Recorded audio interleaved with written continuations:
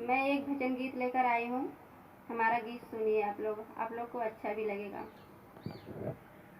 जिसे भजन में माँ का नाम न हो उसे भजन को गाना ना चाहिए। जिसे भजन में माँ का नाम न हो उसे भजन को गाना ना चाहिए।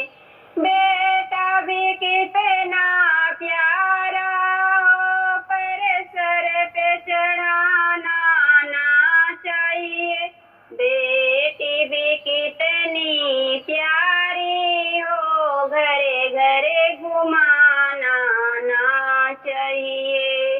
बेटी भी कितनी प्यारी हो घरे घरे घुमाना ना चाहिए।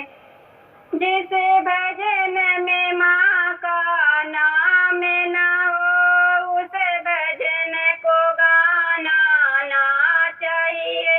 जिसे भजन में माँ का नाम न हो उसे भजन को गाना ना चाहिए। भाई भी कितना दुश्मन हो हर बात छुपाना ना चाहिए। पत्नी भी कितनी प्यारी हो हर भेद बताना ना चाहिए। पत्नी भी कितनी प्यारी हो हर भेद बताना ना चाहिए।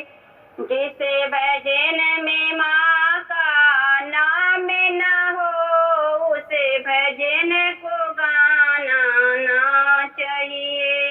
जिसे भजन में माँ का नाम न हो उसे भजन को गाना ना चाहिए।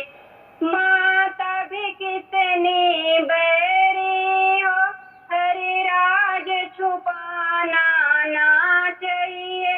माता भी कितनी बैरी हो हरि राज छुपाना ना चाहिए।